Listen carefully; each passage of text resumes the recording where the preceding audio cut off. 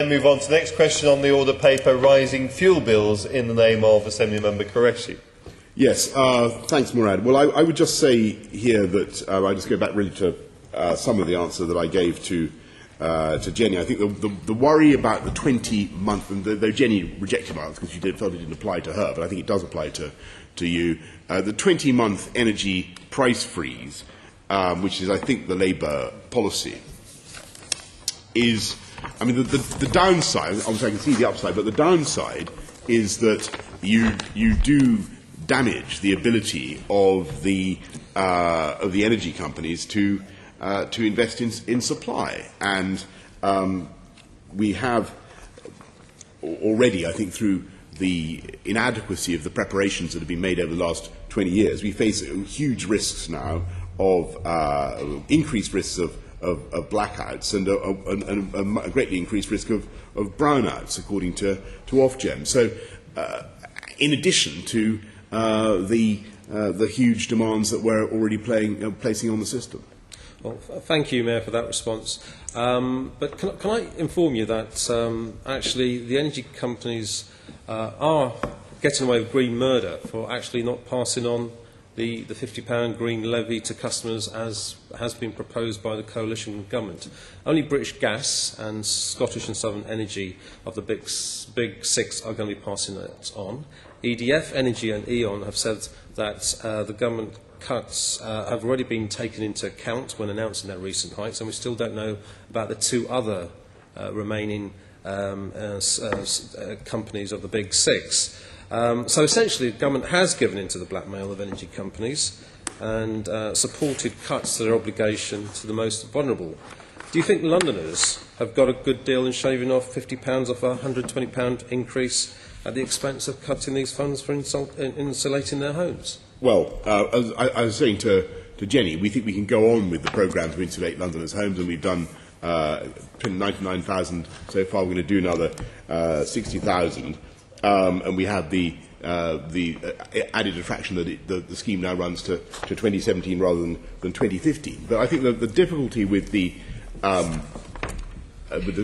price freeze is that you're looking at already the construction of half the new power plants due to contribute to Britain's energy needs having been put on ice because of the anxiety about the possibility of Labour winning the election. And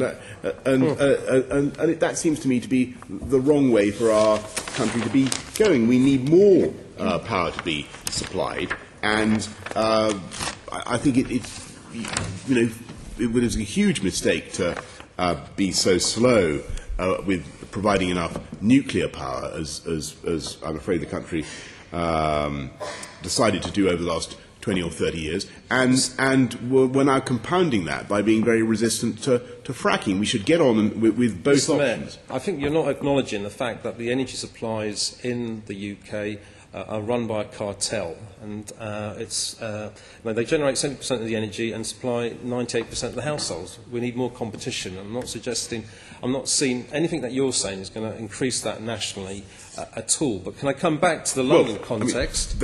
I mean, there is competition. I'm delighted you're in favour of it. Generally, I've just told you what they're doing with the green, the £50. They're not passing it on because they're clearly calling the shots in this context.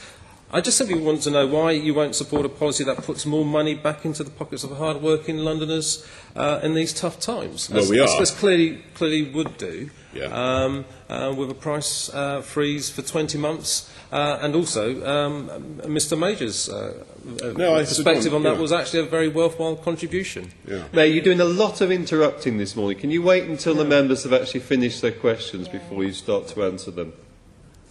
Thank you. No, I don't need assistance from you. You're getting as bad, Assembly Member Jones.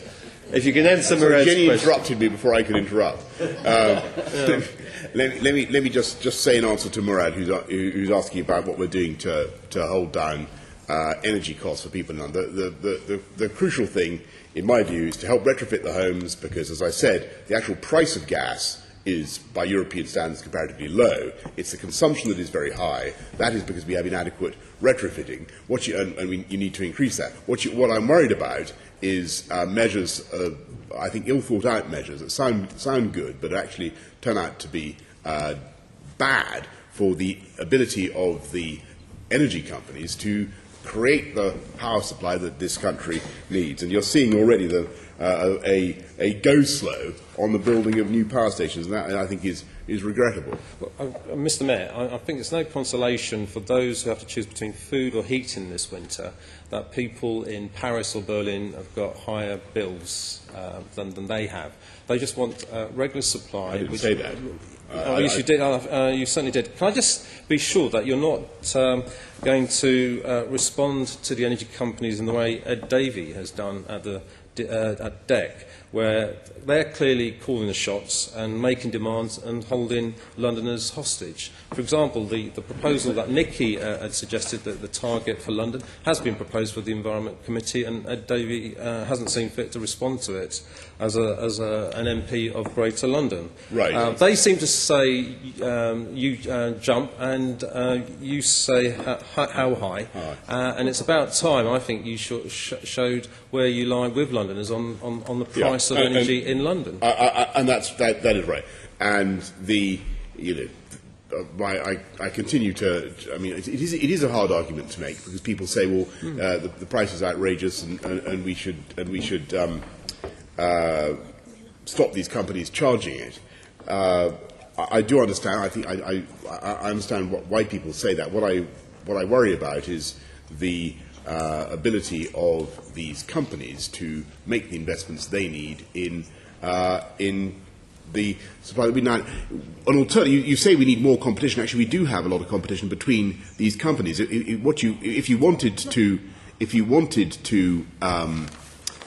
nationalise the entire energy supply of this country, as was the case, you could control the price that way. But I don't think that even the Labour Party is currently proposing that, though that may be the next step in the Marxist progress of